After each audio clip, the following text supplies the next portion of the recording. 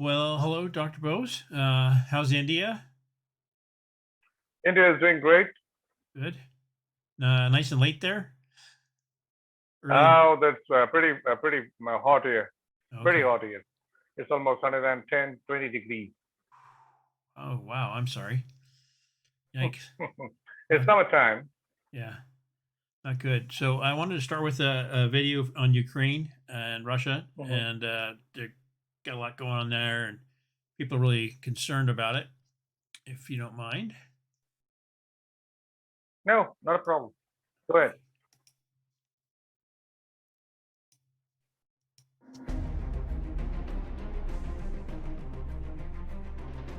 make sure you can see that.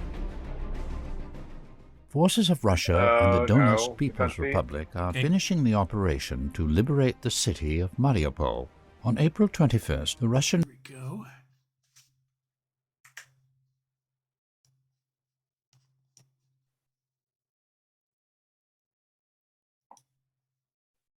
No problem. You should be able to see it here in a second. Mhm.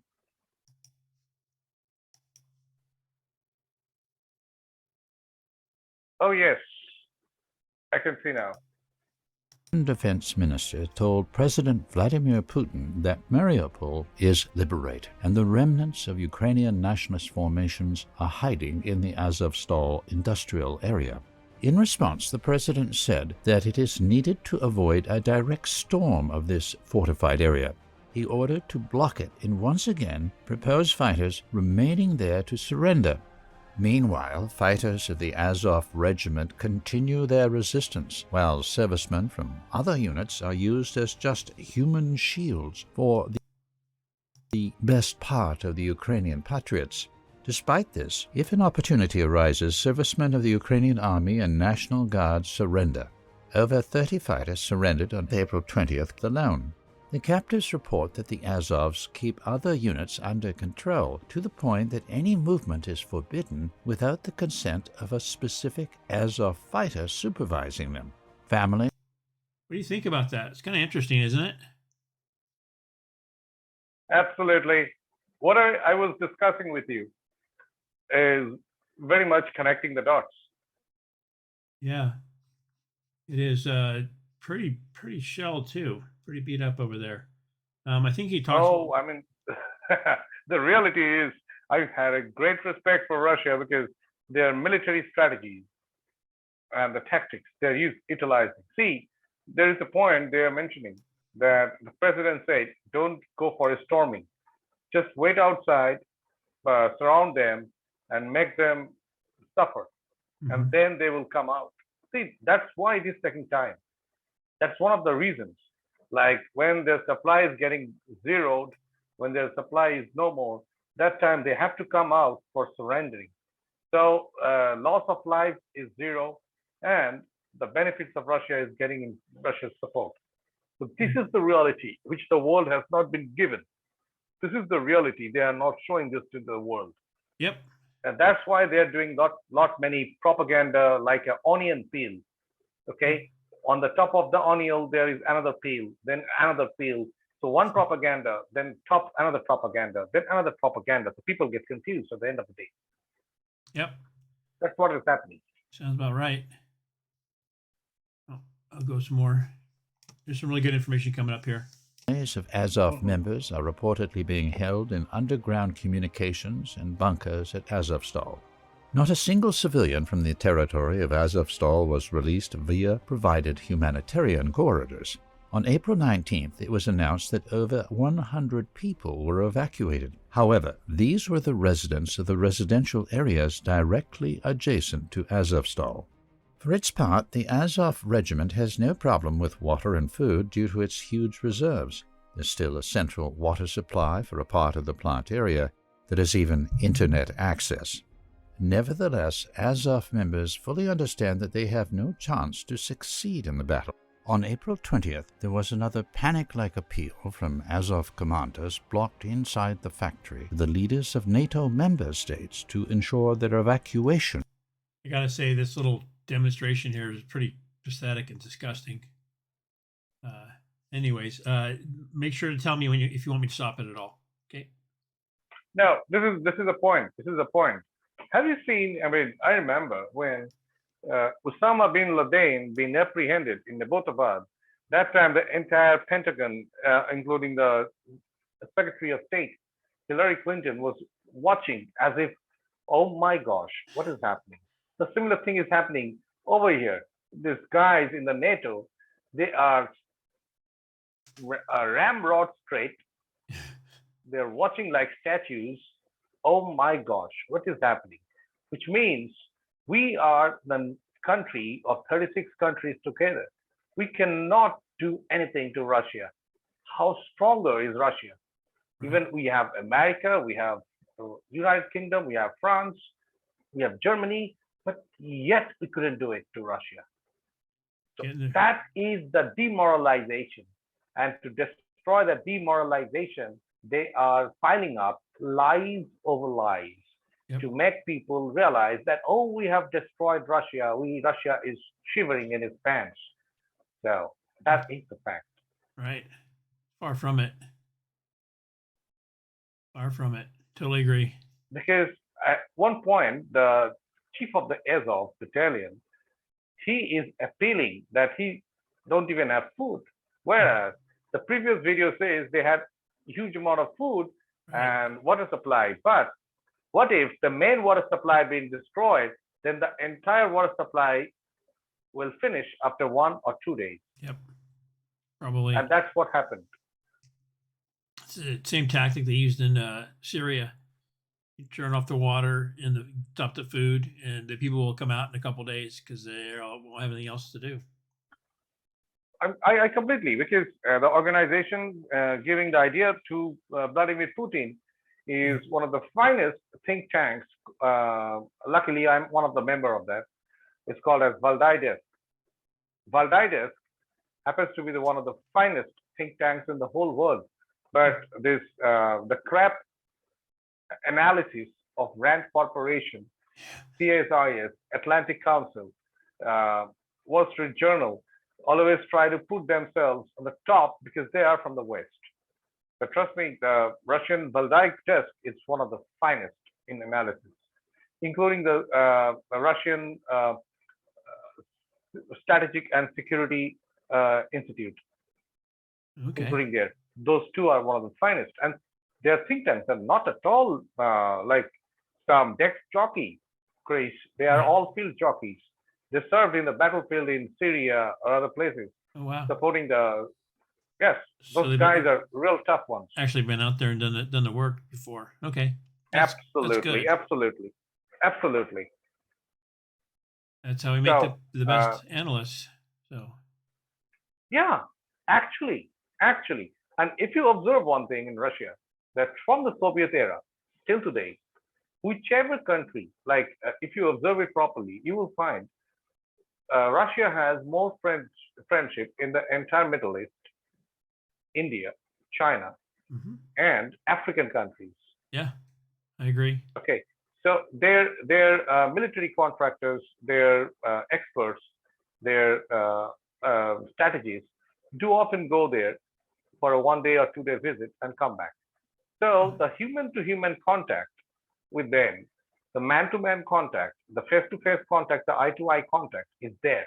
Once you have an eye-to-eye contact, you can bargain, you can do negotiation, you can talk on a lot of other things.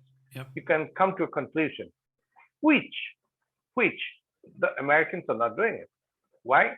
Because some senator is flying down to Africa, or some senator is flying down to Middle East to fix his cut, and he's coming back.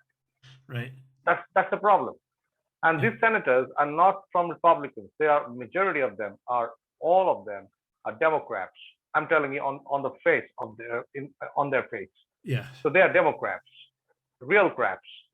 So what they're doing, they're sitting in their best cozy homes in Florida, in California, in Washington D.C., and trying to grab some information, cook it with a lot of black pepper and salt, and then they serve to the Senate Intelligence Committee with their kind of version. And when the chairman of the Senate Intelligence Committee is saying, okay, where is my cut? Oh, ma'am, oh, sir, I have your cut. restored. Don't have to worry about it. We have to show the Russians they are fools. They are doing the extortion. They are doing all kind of arsony over there. Yes. No, we are the good guys, obviously. Mhm. We have our boys from all the 4 think tanks. They're working with me. So Cool. that's how they do the planning. And I'm sure that everybody, whoever is seeing this, they will understand what I'm saying. Mhm. Yeah, I would agree. Ready for some more? Yeah, go ahead, please. To those countries. Meanwhile, battles continue on other parts of the front line. Pro-Kiev units were forced to withdraw from Rubishne and Kremina. Heavy street fighting is taking place in Popasna. On 20th April, Chris, there was no one sec. significant Just, advance. Chris, one sec. Yes, sir. See the green line, between the green line, see how much Russia has taken over. Oh yeah. The entire, it's a thick of the Russian soldiers. Oh yeah. It comes all the way down around to the Black Sea. Absolutely. So, Yeah. so think of the Baltic Sea. Yeah. There is the Russian cruisers, Russian destroyers, Russian ships there waiting, and this part is Russian army is there. So Yeah. can you believe that? I mean, whatever they try, the Russia has already into that surrounded the place and trying to destroy the supply. So the moment the reinforcement of the supply gets cut off, they are dead. Yep. Yeah. Well, that's pretty amazing for Russia to put themselves against their backs against the water too. Absolutely. Yeah. Absolutely. Because if you see, if Russia wanted, Russia would have marched inside Ukraine directly. Right. They're not doing it. They're just waiting outside Ukraine borders of the cities. Yep. And they're just slowly, they're moving their tactics. Because, first of all, one point we have to understand that in Ukraine, they have many underground tunnels. Yes. That's what I'm hearing. And This they tunnel, talk about it. this here. tunnels, yes, these tunnels are not being made today. These tunnels were there during the Soviet era. Mm-hmm. That's interesting. I read a And study this on is- that. I'm sorry. Yeah, these tunnels were made for hiding the nuclear weapons during the Yeah. Soviet era. Yep. Okay, and those tunnels are so well equipped that it can restore it. Those tunnels are made with material that can survive even a nuclear war, Wow. and that has been made in the 40s or 50s during the Wow. Russian, Soviet Russian might of Soviet Russia, Right. or before that. So that's why they are surviving over there. That's amazing. But the problem is how long they can survive when their entire food facilities, water supply gets wiped out. At one point of time, no electricity. They have to come out of those bunkers. Yeah. No resupply. Yeah. No resupply. Yep. And that's what's happening. And that's why when we get the news, oh my goodness, the Russians, we killed 5 Russians, we killed 10 Russians. No, that is not. They are being killed by the Russians in a firefight. And in that firefight, what's happening? That these guys are coming out. Try to analyze the situation, Chris. You've been into the battlefield. Mm-hmm. Oh yeah. You are hiding in a tunnel. And after 7 days, you at one point of time, you have to come out of the tunnel. Mm-hmm. So when you are coming out of the tunnel, you have to carry your gun with a white flag of ceasefire. So when you open the iron gate of the tunnel, and you are bringing the ceasefire flag outside with the gun, so someone in the Russian side with the scope is saying, okay, hey, boss, have a look. Right. See, there in the northeast corner, we find a ceasefire flag. Okay, just wait, don't shoot. The sniper is ready, about to shoot. Don't shoot, let him come. The moment he comes forward and he started speaking in Russian, then they send one guy in the middle who comes almost 200 meters distance. He, with the help of a mic, he says, what do you want? He said, oh, I want this. Okay, fine, great. You surrender. You come straight. Don't look back. Come straight. And then the Russian soldiers goes and rescue them. So that is the protocol in the Right. war. That is the protocol. So when this guy is coming out, he's not carrying his white flag, or even if he's showing the white flag and then he all of a sudden he becomes Rambo and try to shoot up the Russians, that time the Russians are killing him. Yeah. But that body, the Ukrainian, are changing it with some dead body of Russian soldiers Right. with a uniform, and they're saying this is a Yep. Russian soldier. Yeah. They've been doing That's that a what is lot. happening. That's what is happening. Yeah. Yeah, they've been doing that a lot. I find it interesting that they only use like an armband of like white or yellow or blue or purple to identify each other. That's just so crazy. Crazy. I mean, I will not wonder that when they are telling the story that, oh, the Russians are attacking the missiles. I don't think the Russians were attacking. It is the Ukrainians attacking the Russians in Donetsk. And then they're crying, which means I'm slapping you, and then I'm crying in front of people. Oh, Chris slapped me. Yeah. It's like that. Yep. They're attacking Russians, and then they're crying like a crybaby. Yes. That, oh, the Russians attacked us. They must be very lucky because Russia has not attacked them in the way we know Russia could do that. They wouldn't be talking, or they'd be in custody. Not even in custody; they'll be in somewhere else. Well, they're dead or they're in custody. All into ashes. Yep, absolutely. Yep. All right. Of Russian armed forces units from Izium in the direction above Enkovo and Sloviansk. Kiev sent its main reserves to this very area, which resulted in intense fighting that curtailed the Russian offensive. Kiev's forces are also strengthening their defenses of Seversk, Yampol, and Krasny Liman. In the Zaporizhia region, active fighting is taking place east of Hulyapol. Russian-led forces advanced west of Velika Novosilka, capturing several settlements. What's that, sir? Got stopped. Yep. The video got stopped. There's no change in the Novoselka. Mariupol. Novoselka, yes, Mariupol. I think it's 400 kilometers from the Mariupol port to Velike Novoselka. I think that is Dnipro. I think that Russia's going to come all the way to the river. Dnipro and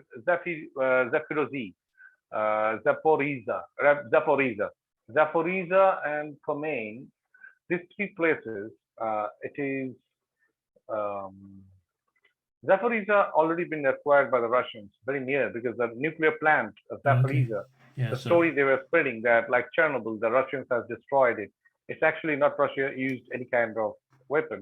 They used depleted uranium machinery so that can not destroy the people, but also if there is any kind of virological release, that heat of the depleted uranium will eat up that virus. Oh, okay. Interesting. Thermobaric bomb, actually. Yeah, that's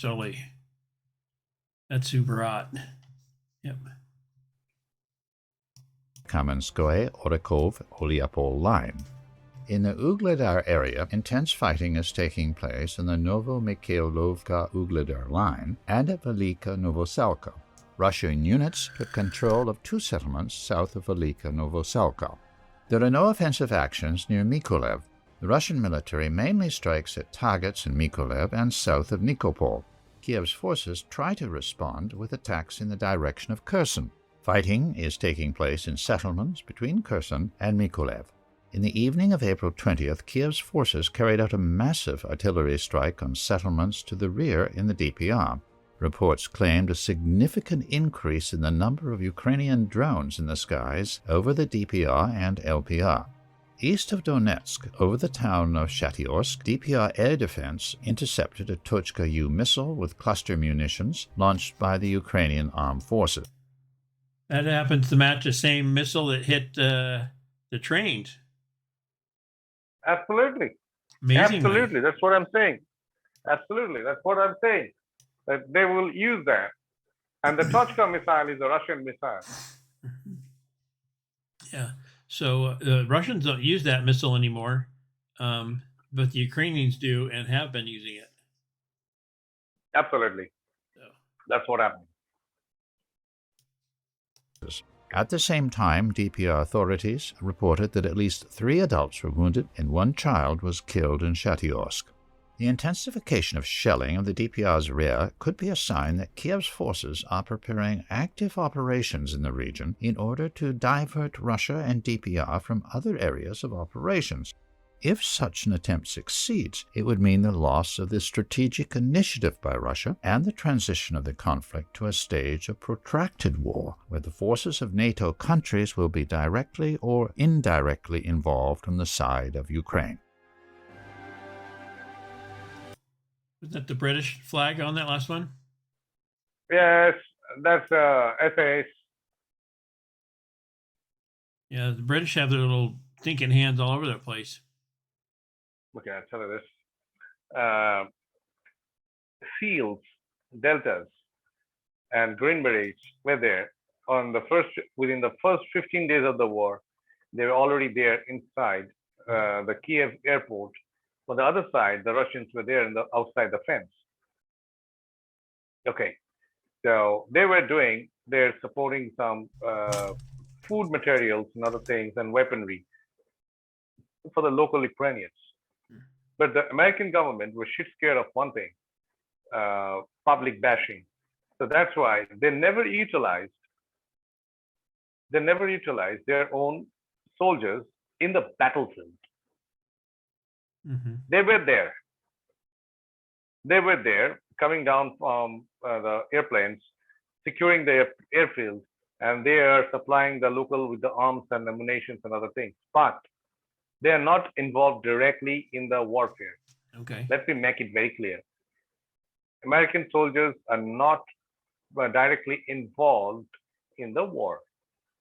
Rather, the American PMCs, the mercenaries, like Eric Prince, Blackwater, Triple Canopy, blah, blah, blah, right. other organizations are there working on behalf of the American soldiers. Mm-hmm. But the Britishers are so dumb it. That's the right word for that. They couldn't resist, and they have to show the world that they are the lions. So they jumped into the action to win over the credit from United States that we are in actual action. If I'm not wrong, a few Marines, Royal Marine Commandos, and rest are SAS and SBS boys or blokes been sent to Ukraine to support the Azov battalion. Okay. So what you see, okay, one important thing you have to understand. Have you noticed the British flag? Mm-hmm. It is outliner. It is not the real flag. It's the outline. Why they have not put the British color in that? I can tell you why. They don't want to be obvious. The blue and the red. Yeah. It will be obvious. Yes, absolutely. But if it is there, it's just an outline. Nobody will. Not very promptly, people will come to know about it. Yeah. It will not be very prominent. Mm-hmm. Yeah, I've been really concerned about American soldiers being wound up in that, and that being a point of like, oh, it's now us and Russia directly. And I think that would totally escalate the situation. It was already bad enough that we have idiots from America going over there to fight on their own. I know. I tell you this. Some like Democrats are going there to show their knowledge, analysis that what is happening. But in reality, it's not. Let me tell you this. If you see the operational tactics, operational movement or maneuverability of the Azov battalion or the Ukrainians, you will find that actually Ukraine soldiers cannot fight the Russians not even for one day, cannot face the heat. Right. Even the Azov battalion, they cannot survive more than 24 hours. But how the hell they survived? There should be someone with an excellent skill of warfare tactics. And in that kind of area, British SAS is one of the finest military machines that has the expertise and knowledge. So the tactics of saving the Azov battalion by keeping the people as shields. See, I tell you this. No American soldier will take a person as a shield. I know that. Right. Okay. But the British soldier can do it because that's in the mentality of the British royalty. Even their queen is completely a shameless person because they have no respect. They take people as a human shield and they kill them, and just to save them, they carry someone as a human shield. It is always there. It's in the habit of the last 200 years. They ruled over India. We know they're thick and thin. Yep. Okay, so that's their mentality. So it is not the work of the Azov battalion. They don't even have that much of head. But it is the Britishers who send their forces and who are telling them, why don't you keep some bounty for yourself? And that is the bounty. Okay. The human shield is the bounty Ah, to negotiate and to run away. not sure I like that. Hmm. Am I correct? Yeah. Yeah. Let's see here. What do you think this compares to the American version that's coming across, or European version of how the war's going? Okay. I think the contrast is American pretty version- stark. The American version is saying contractors, yes, contractors. They are the main guys who are working on behalf of US. Mhm. And the European version is different. It's a matter of survival. Okay. It's a matter of survival. So when you have a matter of survival, you don't have anything to worry about. Correct? Yes. If you are fighting for your own existence, for your country's existence, that time you have to carry the gun and you have to run into the field to fight. Americans have nothing to lose in this war except money. Yeah. There's American soldiers are not been involved. The PMC has been involved. Okay. So they have nothing to lose, but the Europeans will lose everything. So they are fighting the war for saving their own country from the wrath of Russia. The story, the news, the fake propaganda of the wrath of Russia, the events are coming. That's been created by Atlantic Council and Wall Street Journal in tandem with the White House. Yes. So we have to send our soldiers. Wonderful White House with pedo Joe. That's a pattern. That's the pattern. But the European sector, Germany has not sent its special forces, but they send their special forces to Poland. And France sent gendarmerie, as well as Britain sent its SAS and SBS blocks. And the most notorious out of them, notorious than the SEALs, Deltas, and everyone, is the SAS boys. Mhm. They're very notorious. Yes. I wanted to show you this guy real quick. He's an American commentator now, but he used to be analyst for the Navy, and he's real big on pushing the ISIS crap and that kind of stuff. Just real quick here. I think I've seen this picture. It's an African American guy, right? Yeah, he's a. Yes, I've seen him. He's And special. I don't know. I mean, what kind of analyst he is. You don't have to go to the warfield to analyze the thing. If you have the perfect information, you can analyze yourself in a such better way than going to the warfield, wearing the uniform, carrying a gun, and showing back home that, hey, I am a soldier and I'm fighting. For whom you are fighting? Have you ever fought for America? No. Good point. Why the hell you are fighting for Ukraine? For Right. what joy? So I will suggest the American government to cancel his visa and passport. Let him be in Ukraine forever. Yeah. Unfortunately, Biden administration, I'll make sure. Okay, let me play this real quick. I think you can see it. Issued a new warning to any Americans choosing to travel here to Ukraine, saying the United States is not able to evacuate U.S. citizens This guy from has the been country, sent including those by U.S. citizens. Biden administration to wipe out some gaps, some loopholes in those places, which is propaganda, Right. which Yeah. they overlooked in US back home. Yep. So they want him to go there, Travel see the pictures, collect the pictures, and then they will wipe out their own faults so that nobody can blame them. It will be a foolproof plan, neat and clean. to Ukraine to engage in the ongoing war. In addition to other risks to personal safety, the warning what says happened. U.S. citizens should be aware What's that, sir? that Russia has stated it intends I to was treat foreign watching fighters in Ukraine as George Webb. Uh-huh. Whatever he said is absolutely so correct.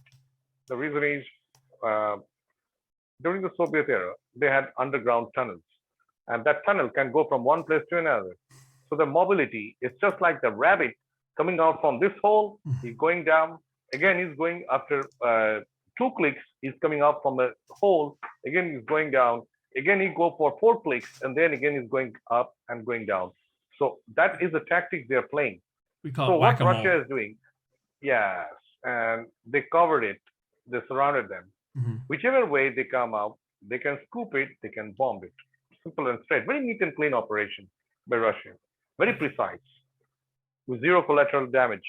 Yeah, I'd like to see how Russia's dealing with the Turkish drone. I would assume that they're taking The care of it. suicide drones, yes. Yeah. Because see, you have to understand, the Russian air defense system is one of the finest. In fact, what US is boasting about the THAAD proved inferior in front of S-400. Okay. The only air defense system that worked fine with the S-400 is Iron Dome, as well as the David Sling of Israel. I tell you, the Iron Dome works really good. That's an amazing system. Amazing. Yeah, that's the second one. That's the second one. The master one, the number one, is David Sling, which is very expensive. Yeah, I don't have any of those. I'm all out. That's very interesting. I mean, very very powerful, very precise, very sudden, very fast. Yep. David Sling. Wow. Yeah, it's pretty amazing to watch too. Yes, that's incredibly good.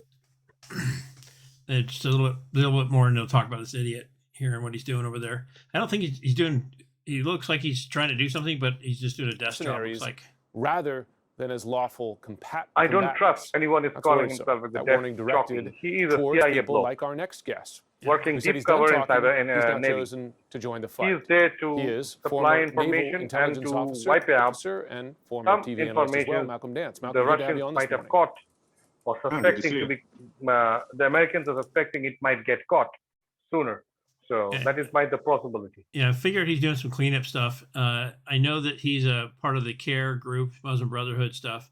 So yeah, he's a disinformation guy. He's full of shit. I've had the pleasure to meet These are a few all folks being here like manifested by the CIA. Yeah. Yeah. you, U.S. veterans who have come over here to risk their lives to Interestingly, help defend. people were talking about Azov Battalion. I don't think Azov Battalion have that much of force for 100,000 force. They might be having Ukraine, and I 20,000, always 40,000, but not 100,000. And as per my analysis, I find that Russians are so great tacticians and strategists. They are playing the game like the way the Americans want to play. They're not playing their game. What they're doing, they're deceiving the Americans as usual, and they're playing their game in a very better and a very shrewd manner. That's the way Russia wants. Right. Russia wants America to believe that Russia couldn't catch them. Russia failed to catch them. Right. That overconfidence will pull them down. Oh yes, every time. That's that's what Russia is trying to use it Hmm. over here. I think that they're not doing a good job hiding it, but there's going to be a time when they can't hide it any longer, and you're going to see that Ukraine's pretty much smoked, and Russia took them over, and they're like, ta-da! Okay. As far as that guy goes, there was a little bit of information on him. He did some work over in Yemen and so on, and he took a stupid picture of himself with a 9mm with the can on the end of it, and some weird thing going on there. Okay, throw a smoke bomb in front of him. Right? He will jump like a frog. Yeah. He'll be scared, huh? And where did I do with his website? Darn it. He has this YouTube channel, or this. He belongs to a special think tank that's in DC, of course, and he's been working on how to take care of the misinformation, disinformation from Benghazi to Syria to ISIS, and and he's not honest about any of it. He doesn't come out and just say, "Oh yeah, we did that." Oh, come on, Chris. Try to understand this thing. Yep. This man is in DC. Yep. Oh yeah, no. And how far is Langley from DC? On the map, This guy is a farmer. Yeah. Oh yeah, totally farmer. Yeah. Yeah. He's one of those, and of course he works with the media because he's got to put out that Mockingbird news. That's very simple. If I'm working for CIA, it's very easy for me. I can be a pharmaceutical expert. Right. I can be what do you call it? International manager marketing manager for a private pharma company. Yeah. I can be the member of the CARE Foundation. Right. Nobody will doubt me. No, they wouldn't. They're afraid to hurt your feelings. Actually, with the government, the administration, has the capacity to give you the multiple ID cards of different ID companies. Oh yeah. At one switch of one call. Yeah, I read the manual. And those are original ID cards. So nobody can challenge you. Yeah. You can go and tell him, "Hey, you are a CIA boy." You say, "I'm a CIA boy. For the last 15 years, I'm working for this company. See my ID." Mm-hmm. You say, "You have to back off." Yeah. That is the gray warfare zone. Yeah. The gray warfare zone is specialty of CIA. Right. I read one of the manuals for ICE employees, administrator level, and if they were to receive somebody into the country, they could turn around, they could issue a new name, new identity, everything with security clearance and all sorts of stuff. Yeah, anytime they wanted to. Well, was there much more you wanted to talk about, or did that cover it? I think it's already covered everything. Well, whatever we want to know. I mean, because whatever is happening now, it's completely propaganda. NATO lied, United Nations lied, and just to hide their misfortune in the warfare and to hide their failure, they're putting, "I didn't fail, Chris failed." Yeah. It's his fault. His fault. It's not my fault. Yeah. So that's the tactics. Okay. It's one type of deception and information warfare altogether. Right. And at the end here, I'll grab some, before I post it on YouTube, I'll grab your information from YouTube, Twitter, and I'll put it on this. And we could find you a lot of times in open spaces on Twitter, with Tinfoil and myself. Not Tinfoil on us, but a guy named Tinfoil. Yes, I know him. Yep. So I was just saying it for the audience. All right. Well, thank you, sir. I appreciate it. It's getting late there. Great work. I'm really honored for that, because Chris, I never expected, because a man of your experience, and I don't know, how many viewers know about it, but Chris, you yourself a great analyst as well as a forensic expert. Well, thank you. And you served the military, U.S. Army, in those battlefield in Iraq. When you were coming and you asking for my analysis, obviously I have to be very alert, and I'm whatever I'm saying Mhm. and whatever I'm saying, I should be very prominent and very precise, because I can Well, I can give you a jack shit, because end of the day, which is more important is information. mhm. You yourself, since you serve that place, you know the places, you know the how it feels. Mhm. Okay, you can put it across with your experience, and you can judge whatever I'm saying Mhm. right now Right. is right or wrong, Right. because that is the scenario Now, happening over there. I did learn something from you earlier tonight about the Azov Battalion and some of the makeup of that. And the common theory Talk is about it. where common theory is they're all a bunch of Nazis. And I know there is a portion of them that are into that, but they're not necessarily No, made that way. no. Let me add you in this way. We all know about the Azov Battalion, but as I said firstly, Azov Battalion is not well trained like a proper mercenary force Right. or a soldier or a special operations. Right. You put So the these years guys in. are not Azov. Yes, this Azov Battalion is not the Azov Battalion we knew. This is not Azov Battalion. These are mercenary force from Albania, Bosnia, Serbia. Because why I'm saying this, why Albania? If you go back during the time of Obama, Mhm. uh, there is this, what do you call it? CIA deputy director. She was a lady. Oh, yes. She traveled to Afghanistan, and she had entire bodyguards are Yes. all from Albanian special forces. Oh, What the hell would Albania was doing in Afghanistan? right. That's weird. It says a lot, though. Yes. It says a lot. And if you go and search the Langley facility, you will find lot many Albanian special operators working for Langley. I don't think I'll be going to Langley anytime soon. Never been there, don't want to. Okay, and Thank you. if you go back to Albania, if you go to Skopje, the capital of Albania, Mhm. you will find the Albanian boys are mercenaries. Actually, Albanian people are mercenaries. Okay. Okay, and they have been paid by Soros to fight his war Yep. against the Russia, and Soros is also funding the Bosnians and the Serbians. Yes. Yep. Okay, now Totally. very strange. It sounds strange because Bosnia, Serbia, and Albania can't tolerate each other, but they are joining their force together and to Yeah. fighting the Russians. Yeah. That's not happening. That's something is missing over there. So Mhm. then I go down deep search. I find that 75 to 80% of the Azov battalion is finished by the Russians.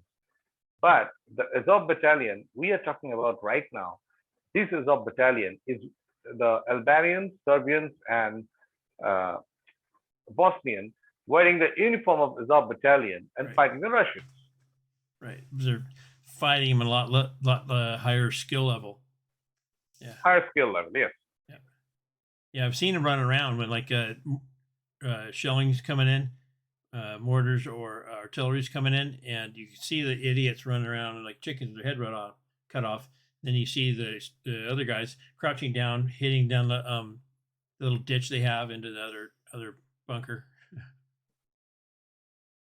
Yes, I mean that kind of thing is happening. So as I said, this Azov battalion is a farce news. Yeah. 75% has been killed and been captured by the Russians. Right. Whatever left over, and their uniform has been shared with the Bosnians, Albanians, and Serbians. Why Bosnian? Why Albanian? Why Serbian? The reason is they know that place. Yeah. They know the language. Right. That's the big one, the language too. Yeah. Okay. Okay. Albanian can speak in Turkish, can speak in Greek, can speak in Russian, can speak Wow. in Bosnian, can speak in Serbian. God, Americans are so lazy. Ah. All righty, sir. Well, thank you. I don't want to keep you much longer. I know you got to get going. So You're welcome, Chris. It's always good to hear from you and good to be in your show. yeah, I appreciate it. Until next time, thank you.